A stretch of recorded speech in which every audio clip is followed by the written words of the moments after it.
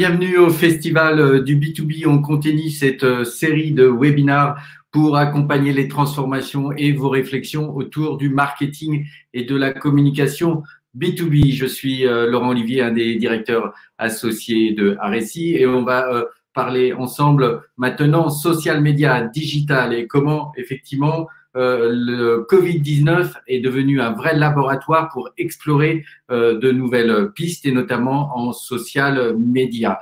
Au sein de RSI, on a un département dédié aux médias et au social. Donc RSI, c'est une agence B2B qui fait partie du groupe Epoca, et donc avec cette vision, c'est que le B2B, c'est pas que business to business, c'est brand to business, c'est faire en sorte d'avoir une marque forte pour que celle-ci participe activement au business. Pour répondre à cette question, on a nos trois experts ici avec nous. Donc, on va présenter d'abord Laetitia Quentin, qui est consultante en marketing digital chez Epoca, au sein du groupe, avec Matteo Arango, qui est Head of Media Desk, et Antoine Geist, qui est Social Manager. Donc, on va ensemble passer 20 minutes plus 10 minutes de questions-réponses. Je vous invite tout de suite à découvrir le chat à droite sur lequel on va recueillir toutes vos questions et on les compilera pour répondre à la fin. Donc, Covid-19, une digitalisation massive du quotidien, un laboratoire unique pour tester de nouvelles stratégies social médias dans le secteur du B2B. Donc, on va répondre très concrètement à 4 questions.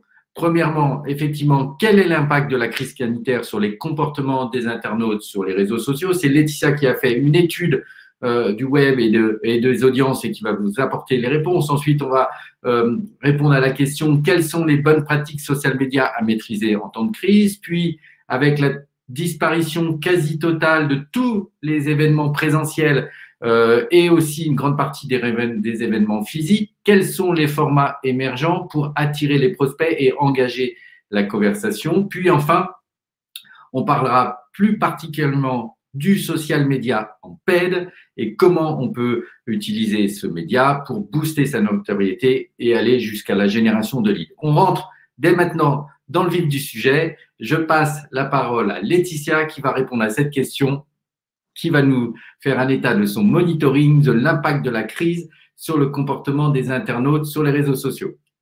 À toi. Bonjour à tous. Merci Laurent pour cette intro. Bonjour à tous, je suis ravie d'être parmi vous aujourd'hui. Donc dans cette première partie, je vais vous parler des impacts du confinement sur les pratiques médias et plus particulièrement de l'impact de la crise sur le comportement des internautes vis-à-vis des réseaux sociaux. On le sait, la crise du Covid-19 et les contraintes de confinement ont fortement bouleversé les habitudes médias. Les Français ont revisité leur éventail média depuis le confinement. Et cela en faveur des médias digitaux et notamment des réseaux sociaux.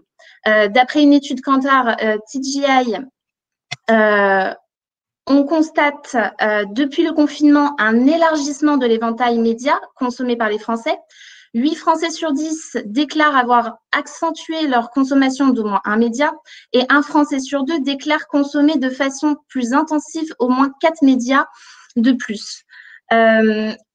La question est à savoir à quels médias ces gains d'audience profitent-ils et quelle est la nouvelle distribution des audiences confinées.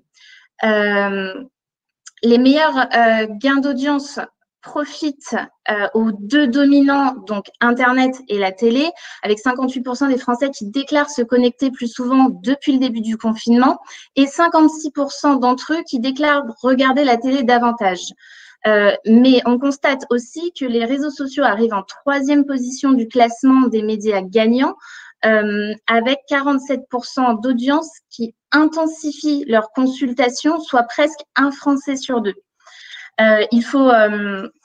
Donc c'est une information assez importante. Autre constat, on remarque que les plateformes sociales et de contenu se renforcent sur leur cœur d'audience durant cette période de crise. En effet, les réseaux sociaux intensifient la consommation d'une audience déjà existante. Donc, tous les réseaux sociaux n'élargissent pas leur audience forcément, mais vont l'intensifier. Les individus fortement exposés à ces plateformes sociales et de contenu s'y connectent plus intensément depuis l'entrée en confinement. Et les exposés aux réseaux sociaux sont en proportion 1,5 fois plus forte que la moyenne française à s'y connecter plus qu'avant. Donc, les plateformes renforcent évidemment leur position car elles sont capables de suivre, de nourrir leur audience plus fortement en période de crise. Et ainsi, elles proviennent à sceller, verrouiller l'engagement de leur cœur d'audience. On peut facilement le comprendre, hein, puisque c'est des touchpoints qui répondent à des besoins accrus en termes de divertissement, d'information en temps réel, mais aussi de liens sociaux. Ces plateformes offrent aussi le choix de contenu ultra individualisé et totalement adapté à cette période de distanciation sociale et d'isolement. Ce qu'on peut se poser comme question, c'est le quid des médias qui sont interdits de séjour en cette période de confinement, comme le cinéma, le sponsoring sportif ou encore, dans une moindre mesure, l'affichage. On sait que ces médias sont sinistrés aujourd'hui et la question à se poser, c'est est-ce que vers quels médias se sont portés leur audience? Donc aujourd'hui, les médias interdits de séjour voient leur audience se digitaliser.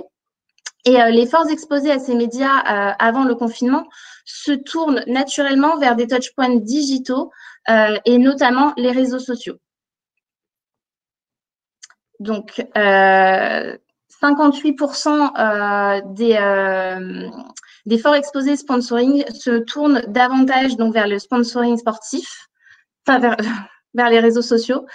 Et donc là, effectivement, tu as détecté des tendances nouvelles sur les réseaux sociaux et qui sont propres, je dirais, à la situation actuelle où il se passe des choses un petit peu nouvelles, des nouvelles habitudes. Exactement. Donc maintenant, cette effervescence autour des réseaux sociaux ont dégagé de nouvelles tendances. Je pense que vous en avez très certainement fait l'usage ou tout du moins vous en avez entendu parler, puisque on a constaté l'essor des lives qui s'imposent comme le meilleur format pour créer des interactions directement avec sa communauté. Et cela permet de répondre à des questions, d'interagir avec sa communauté. On y discute librement, sans filtre, on se livre, on raconte des histoires, on témoigne. Et cela permet de briser un petit peu la sensation d'isolement que l'on peut ressentir en cette période de confinement. Il y a aussi les challenges. Alors, les challenges, c'est vraiment, ça existe depuis un petit moment, mais ça a vraiment repris un essor depuis le confinement. Que ce soit sur Instagram, sur Twitter ou encore sur TikTok, les challenges sont de plus en plus nombreux au fur et à mesure que le confinement s'installe. Et on a perdu. De couper la monotonie avec l'isolement. Et évidemment, on recherche de plus en plus d'authenticité et de contact humain, puisque l'entraide et la solidarité passent beaucoup par les réseaux sociaux. Ces derniers jouent vraiment un rôle central dans le maintien des liens sociaux. Voilà, c'est un moyen de contacter sa famille, ses collègues, ses voisins, sa famille, sans pour autant les voir physiquement et bien sûr respecter les contraintes liées au confinement. Donc, dans ce contexte…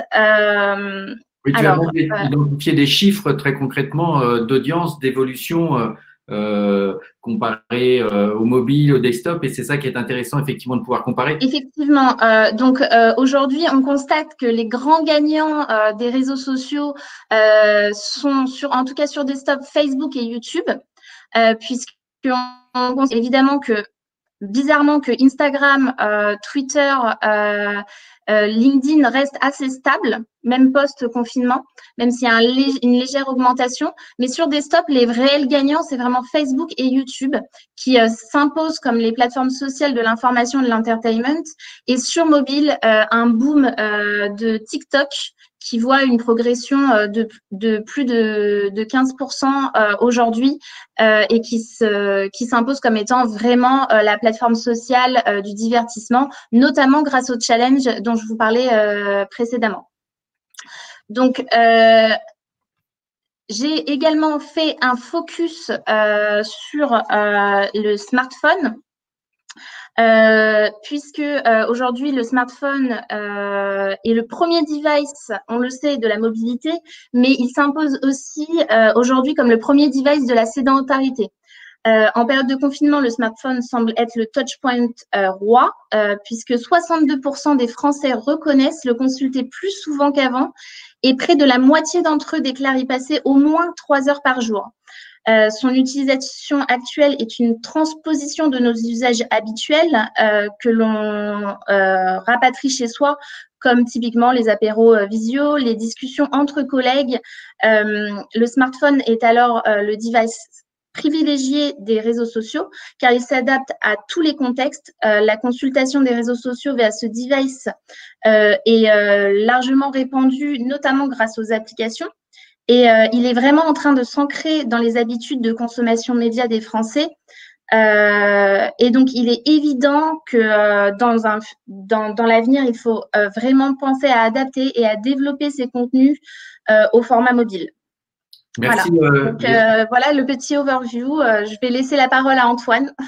Merci Laetitia, effectivement, pour cette overview de la consommation en général sur les réseaux sociaux, que ce soit B2B, B2C, dans sa vie perso et dans sa vie pro. Là, on est vraiment une frontière et une pérosité des usages. On va passer effectivement plus sur des sujets B2B où on va encore plus regarder quelles sont les bonnes pratiques social media pendant cette période. Et Antoine Gast, qui est donc social manager à l'agence, va nous en dire plus. Oui, en effet. Bonjour à tous. Merci à tous ceux qui sont présents pour ce webinaire. Donc là, en effet, on va attaquer une partie je veux dire, un peu plus pratique et opérationnelle en parlant vraiment concrètement des best practices à appliquer en cette période. Alors, deux choses à retenir déjà, c'est que les best practices traditionnelles du social media s'appliquent, mais elles doivent être adaptées, parce que c'est une situation de crise et encore plus particulière en ce moment parce que voilà, on était confinés. Donc, ce que je vous propose pour ça, en fait, c'est de partir sur la structure d'un post classique et on va en fait détailler chaque partie du post avec les best practices. Donc, on va parler des formats, des visuels, du texte, du message, de la réputation, des commentaires, etc. Et ensuite, on finira par une partie plus planning, édito. Pour s'appuyer en fait sur ce cas concret, on va beaucoup parler d'Engie Solutions parce que c'est un grand compte pour nous à l'agence RSI et on a énormément travaillé ces dernières semaines avec eux sur justement la gestion de crise en social media.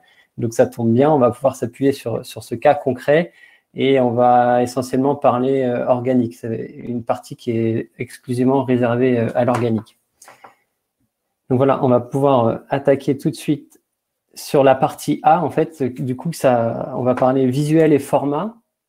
Alors, les choses à retenir, c'est qu'il ne faut pas hésiter à sortir de ces formats habituels. On a vu beaucoup de choses en 1 mois et demi et une chose est sûre, c'est que tous les codes ont été cassés. On a vu un peu moins de GIF, un peu moins de vidéos, etc., traditionnelles. Et les codes ont vraiment été cassés. Si on prend un exemple concret à côté, on voit là, par exemple, Leclerc. On est sur un visuel avec beaucoup de texte. C'est ce que nous avons fait aussi pour Engie Solutions. Un visuel charté avec énormément de texte. C'est des choses qu'on ne faisait absolument pas ou très peu avant et qu'on a énormément vu en fait pendant cette crise. Ça a plusieurs objectifs. C'est un objectif de rassurer, d'attirer l'attention aussi, bien évidemment, dans le feed. Et en fait, ça renforce le côté crédible de l'entreprise et porte-parole. C'est essentiel en période de crise d'assumer son statut de porte-parole. Ensuite, du coup, c'est ce qu'on a fait avec Engie Solutions. Il faut évidemment garder sa charte graphique qui permet d'être identifié très rapidement. Ne pas hésiter à créer des pictos indispensables pour être identifié aussi rapidement. Et ensuite, pourquoi pas revenir sur des formats qu'on avait un peu oubliés. Et il y a un très bon exemple de l'Organisation mondiale de la santé qui a fait un co-branding avec la FIFA avec une infographie.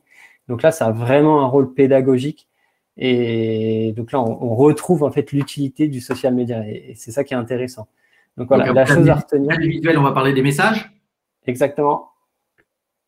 Alors pour cette partie message, les best practices à retenir, en fait, c'est les mêmes que traditionnellement, sauf qu'on les adapte.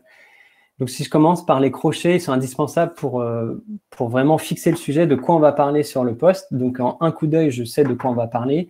Forcément, là, on parle Covid, crise sanitaire, coronavirus. Donc, ça, c'est les crochets qu'il faut utiliser le plus possible pour baliser son texte. Ensuite, les emojis, ils sont indispensables en ce moment parce qu'ils amènent un côté humain et un capital sympathique et non négligeable. La best practice à retenir, c'est pas plus de 3-4 par post. Voilà, surtout en B2B. Faut pas en abuser, mais ils sont indispensables en ce moment.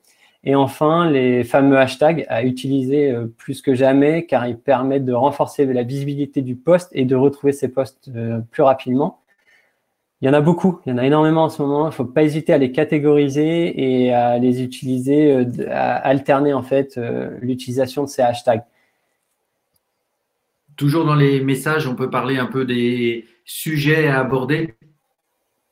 En effet, pour finir sur cette partie message, de quoi je vais parler voilà, c'est très compliqué parce qu'il y a des sujets qui peuvent être très sensibles en ce moment. Du coup, faut prendre des pincettes. Le plus important, c'est comme les formats et les visuels, il faut sortir de ces sujets classiques. On n'est plus là pour parler de business ou de vendre ses produits et de parler corporate.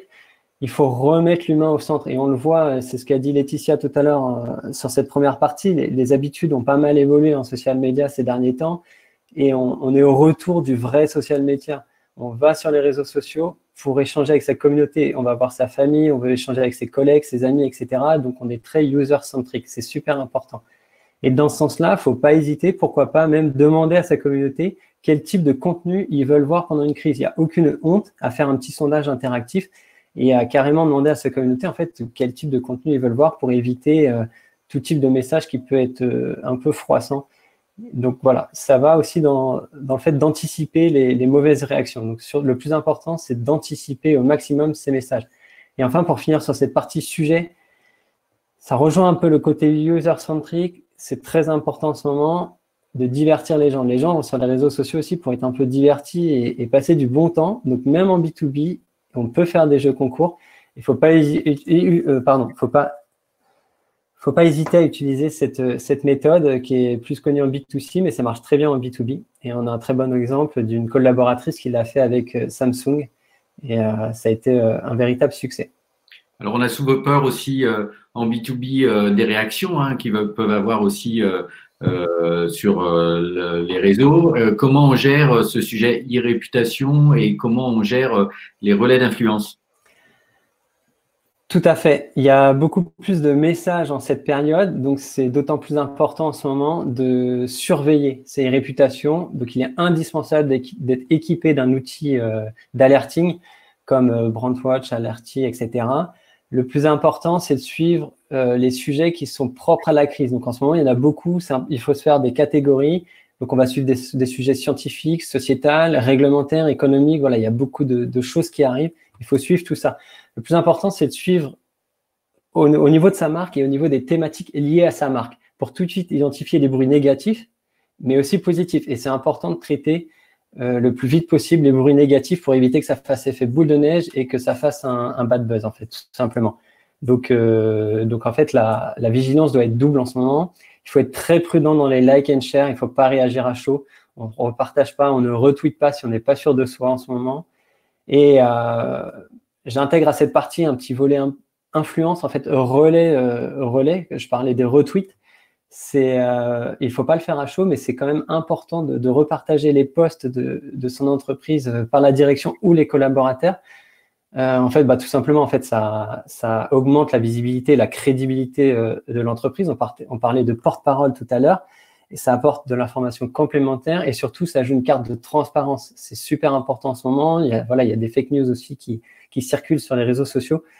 Donc, il y a un gage de crédibilité et de transparence qui est indispensable en ce moment et qui joue un rôle essentiel.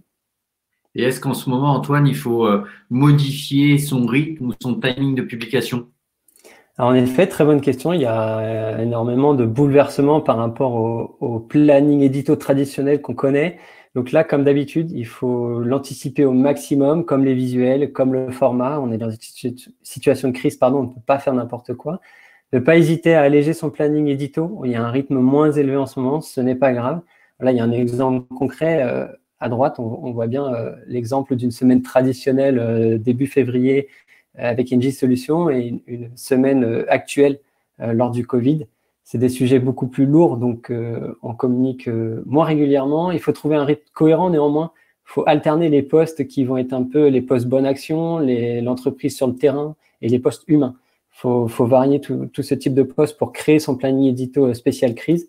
Et enfin, la bonne nouvelle en situation de crise, et d'autant plus maintenant en confinement, les gens sont complètement bouleversés en termes de planning et il n'y a plus vraiment de règles en fait pour poster. Quel jour je dois poster, à quelle heure. Voilà, on sait que les best practices, habituellement, on sait que le mardi à la pause déjeuner, c'est un très bon jour sur LinkedIn en organique. En ce moment, c'est plus vrai. On peut poster tard le soir, etc. parce que les gens sont beaucoup plus connectés que d'habitude. Donc ça, c'est la bonne nouvelle de ces best practices spéciales crise.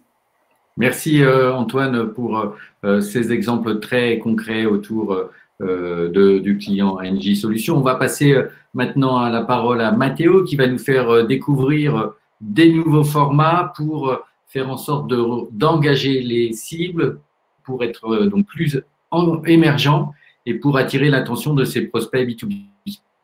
Merci Laurent. Et en fait, on a percaté qu'il y a beaucoup de façons d'approcher les clients, d'approcher les prospects via des événements ou via des différents types de moyens. Et on a identifié énormément de changements sur les réseaux sociaux par rapport à les types de formats. Donc, je fais une classification pour mieux comprendre les formats à partir de la vidéo, l'image, l'audio et les textes. Et c'est ce type de formats qui ont réagi ou qui ont émergé à partir des confinements. Donc, il faut clarifier aussi que c'est des formats ou c'est des typologies de formats qui existent depuis des années sur les réseaux sociaux, mais aujourd'hui, ils sont devenus les rois du marché réseaux sociaux. Donc, pour avancer, les lives et aujourd'hui, les formats, et c'est la meilleure façon d'aborder un sujet, d'être en direct avec une audience. Et via LinkedIn, qui vient de sortir son live, et ça fonctionne énormément bien pour attirer l'attention de l'audience. Donc, il faut retenir qu'il y a une notification qui arrive à votre téléphone ou dans les cas, une notification qui arrive si vous êtes connecté à LinkedIn. Et vous pouvez se connecter via votre mobile ou via votre desktop à partir de ces lives. Donc, c'est un format que vous pouvez annoncer, que vous pouvez programmer et que vous pouvez utiliser aussi avec différents types d'outils qui sont liés à ce type de live. Ensuite, ces lives est devenu aussi un autre format pour différents types des réseaux. Donc, ça, c'est ce que j'appelle aujourd'hui live one-to-one. Et c'est un live qui fonctionne au type de regard croisé. C'est-à-dire, il y a deux personnes qui parlent, il y a une audience qui écoute ces conversations entre ces deux personnes. Dans ces cas, ces conversations, ça peut être entre la marque et un influenceur, ou ça peut être aussi avec un éditeur et quelqu'un qui parle de contenu. Donc, c'est un format qui fonctionne comme vision et comme vidéo pour une audience qui suit la marque et qui est assez engageant pour poser des questions. Ensuite, pour finaliser la partie vidéo, les webinaires qu'on voit aujourd'hui, c'est les formats qui abordent tous les réseaux. Tous les marques, ils sont rentrés en compétition pour gagner votre attention sur la journée avec un webinaire pour répondre des questions, pour aborder des sujets ou pour parler avec des experts. Donc, c'est devenu aujourd'hui les webinaires, les formats pour approcher une audience qui avant était présente sur un événement, par exemple. Donc, vous pouvez poser des questions, vous pouvez écouter quelqu'un parler d'un sujet spécifique et on peut cibler en micro-niche à partir de ces webinaires. Ces webinaires, on peut les cibler, on peut les mixer aussi avec des événements type j'invite une audience spécifique et je cible juste les personnes que ça m'intéresse pour le webinaire. Donc là, on a vu le format vidéo, on va voir maintenant le format image. Clairement. Donc, l'image, au lieu de parler des fonds, je vais parler des formes. Et on a eu l'habitude de travailler avec des images des 16:9. C'est des formats complètement horizontaux. Aujourd'hui, avec les études qui Laetitia vient de nous montrer, les mobiles est devenu les devices préférés pour les Français. Les gens sont plus connectés avec son mobile, les gens se connectent avec son mobile et avec son ordinateur en même temps. Donc, il faut adapter ce type de créativité pour approcher l'audience. Donc, je commence juste avec des formats qui sont plus côté mobile et réseaux sociaux comme les stories. Les stories aujourd'hui est un format qui est présent sur tous les réseaux sociaux. LinkedIn, spoiler alert, il vient avec un format stories dans quelques mois aussi. Il est en retard normalement et c'est un format qui est prévu dès maintenant et ça va être lancé pour l'été. Donc, c'est un format qui présente une histoire très simple avec 5-6 images, raconte un concept. On peut aussi engager en interaction, comme on le voit dans la deuxième image de Convini, qui est pour engager votre interaction. Donc, dans un deuxième concept, les stories, c'est aussi un emplacement. C'est-à-dire, c'est un format qui nous permet de montrer un message avec une publicité. Donc, si vous n'avez pas la possibilité de créer des formats en story ou d'adapter l'histoire, il y a les réseaux sociaux qui utilisent des adaptations à votre format publicitaire aussi, comme on le voit dans la troisième image. Donc, on a vu les vidéos, on a vu les images. On va passer maintenant à l'audio. Oui, tout à fait. Donc, l'audio, les podcasts, c'est les formats de 2020. C'est les formats qu'on utilise pour communiquer avec les gens, mais c'est aussi un format qui est très partagé dans les réseaux sociaux. C'est-à-dire, on ne peut pas avoir des podcasts sur les réseaux sociaux, mais on peut attirer l'attention à partir des réseaux sociaux. Donc, on a vu une grosse consommation de podcasts et audio en parallèle avec les travails. Les gens écoutent des podcasts, ils travaillent en même temps et ça permet d'aborder l'audience avec des sujets spécifiques et avec des moments spécifiques pour parler d'un sujet ou d'un service. Ensuite, pour finaliser l'audio, je vais passer à les textes. Réellement, c'est un format qui était les rois à l'époque de la Nokia. Aujourd'hui, c'est un format hyper innovant pour les réseaux sociaux. LinkedIn, il vient avec un format sponsorisé pour aborder des sujets via messagerie et LinkedIn qui permet l'interaction avec des utilisateurs ciblés pour soit attirer la page, soit télécharger un asset ou simplement pour interagir. Donc, c'est un bon format qui LinkedIn profite. Facebook, et ça fait longtemps qu'il l'utilise pour sponsoriser, mais en même temps pour former les gens avec un chatbot avec des réponses prédéfinies. Très intéressant pour l'audience. Et à la fin de Twitter, il l'utilise pour faire des sondages. Donc, c'est des formats qui sont récurrents aujourd'hui sur les réseaux sociaux, que les gens consomment et que les marques peuvent utiliser pour aborder ces prospects.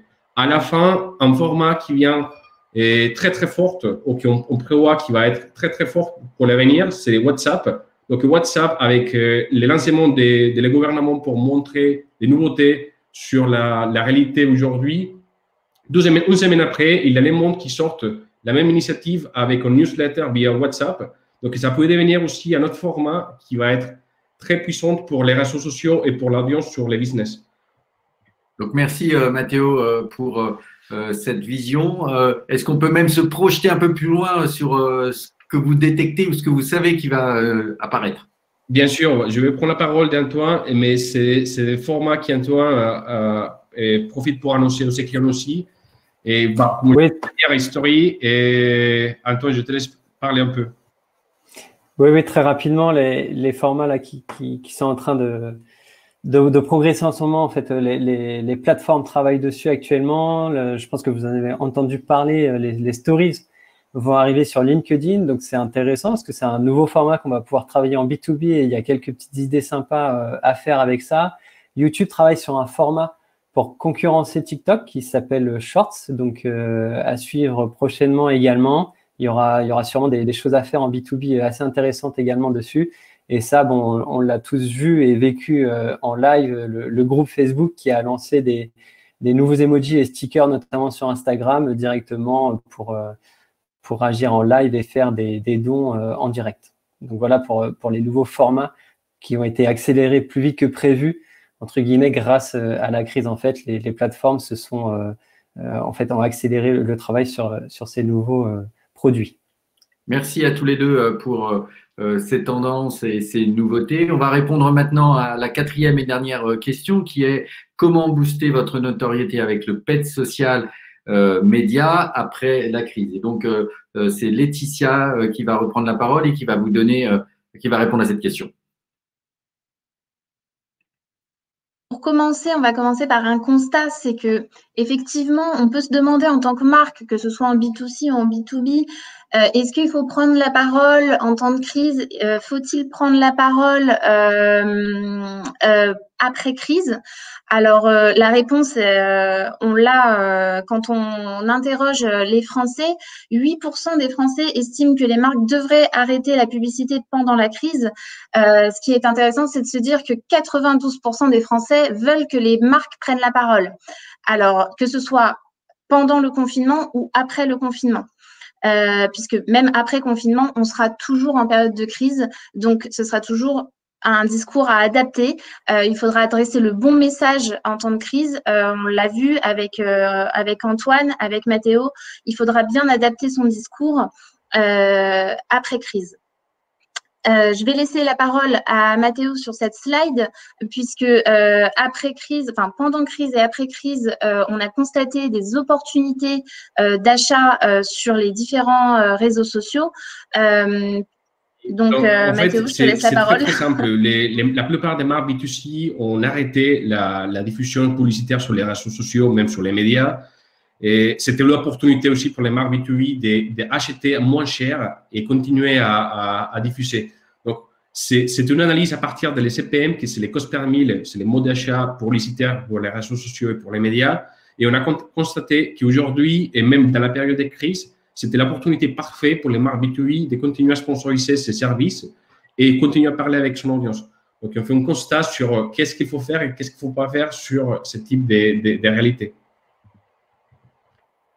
Donc, on a fait un constat. Donc, il faut évidemment continuer à prendre la parole et à communiquer sur les réseaux sociaux, puisqu'on constate effectivement que la digitalisation des usages des Français, il faut adapter son discours, profiter des opportunités qui s'offrent à vous.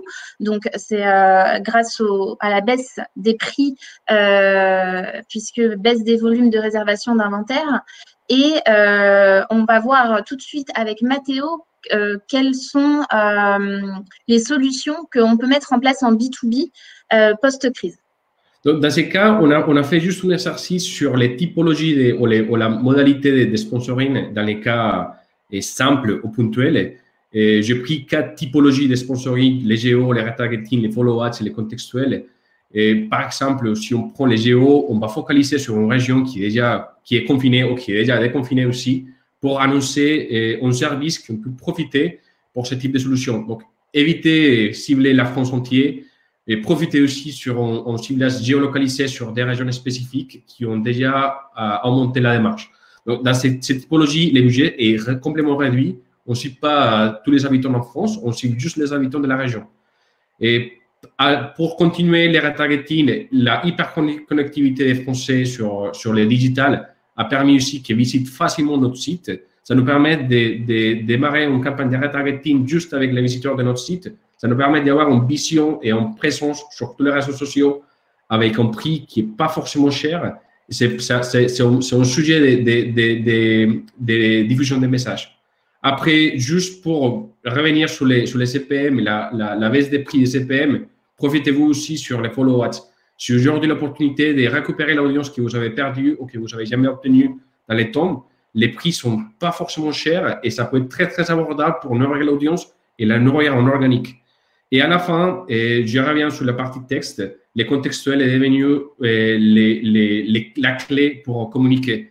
Donc, il y a beaucoup de formats qui ont sorti. Il y a les formats LinkedIn contextuels, il y a les formats Twitter et Facebook, ça peut être une bonne solution pour les marques et pour avoir un sujet qui n'est pas forcément visuel, mais qui peut rester dans les téléphones et qui peut rester dans les besoins. Merci Mathéo. Peut-être juste terminer sur la manière dont vous accompagnez les clients dans leurs enjeux de visibilité, d'émergence, d'engagement, de lead. Donc effectivement, on est là pour vous accompagner sur la mise en place de vos stratégies social media. On vous accompagnera évidemment à identifier vos audiences cibles, que ce soit vos clients, vos prospects, à adresser des personas, à comprendre les nouvelles tendances médias, à savoir que les tendances médias aujourd'hui évoluent au jour le jour, de semaine en semaine, en fonction de l'actualité. On vous aidera à prédire effectivement les meilleures stratégies social média en fonction de vos objectifs. Chaque objectif, chaque problématique, chaque client aura sa stratégie sur mesure. Et effectivement, on est là aussi pour opérer, pour vous aider à opérer au mieux vos campagnes social media. Donc, choisir les bons formats, le bon message, le meilleur ciblage au bon moment et sur les réseaux sociaux les plus adaptés et les plus en vogue en cette période de confinement. Merci, on va remercier nos 3 experts, mais avant de se quitter, on va répondre à quelques questions et il est encore temps de poser des questions dans le chat. La première question elle va être pour Antoine, elle vient de Anthony Godino que je remercie. En cas de bad buzz, quelles sont les recommandations? Que je peux te donner, en fait, c'est de… Ah, oui, c'est bon, le micro qui s'est réactivé, désolé. Donc oui, je disais, en fait, il y a 2 choses à retenir, c'est de traiter en 2 temps. Le temps 1, ça va être de faire au plus vite, d'éteindre le feu, donc c'est-à-dire de traiter des commentaires visibles négatifs de manière très soft et de directement amener la personne en privé, donc en DM ou en message privé, que ça soit du LinkedIn ou du Twitter, le plus vite possible. Donc ça, c'est en temps 1, réagir le plus vite possible. En temps 2, une fois que le feu est éteint, le plus gros est éteint, on anticipe et on met en place une politique de publication. Est-ce que j'interromps ma communication? Est-ce que je la continue? Comment j'analyse les prochains commentaires? Comment je vais y répondre? Est-ce que je mets en place des templates, etc. Donc, en fait, je vais avoir un peu de temps pour communiquer avec tout mon service marketing et me mettre d'accord avec ce service pour mettre en place une stratégie de crise. Donc voilà, temps 1, je réagis au plus vite et j'isole les cas vraiment chauds en fait en privé le plus vite possible. Et en temps 2, je mets en place vraiment une stratégie type pour une situation de crise et un bad buzz. On a une question aussi de Camille Dietsch. Merci Antoine. Peut-être pour Mathéo, concernant les stories en B2B sur LinkedIn, est-ce qu'on en sait plus sur le format? Est-ce que ça sera payé du paid média? Quand ça va arriver? Alors, pour l'instant, on sait pas trop. On sait bien que ça va arriver dans l'été, dans la période d'été. C'est toujours un sujet un peu conflictif pour tout le monde parce qu'il y a personne qui pense et que les stories, ça peut être un format B2C ou B2B. Donc, pour l'instant, on est en mode test. On sera en mode résilient aussi. On va s'adapter à les formats B2B des stories de LinkedIn. Mais je pense que ça peut être un bon format pour consommer facilement le contenu que les marques proposent. Une dernière question peut-être de Stéphane Balzerzak au sujet du temps de mise en place d'une campagne et le budget minimum. Est-ce qu'on peut donner des indications?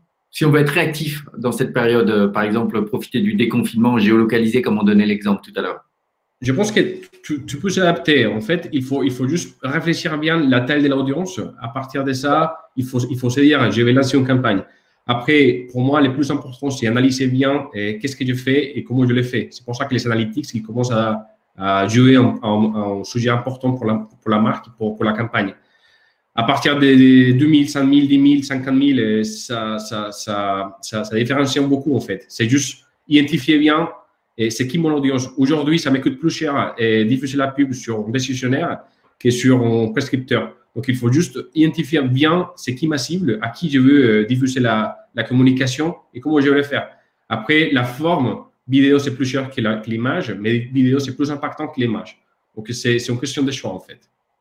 Merci, Matteo Arango. Je rappelle que vous êtes Head of Media Desk chez Aressi. Merci, Antoine Guest, qui est donc Social Media Manager, et aussi à Laetitia Quentin, qui est consultante marketing digital. Le festival B2B continue avec tout un tas de sessions qui vous sont proposées sur des thématiques différentes. N'hésitez pas à continuer de participer. Et puis, avant de vous quitter, on va vous proposer une vidéo qui va vous permettre de vous projeter dans les cas réalisation B2B de l'agence. À très bientôt.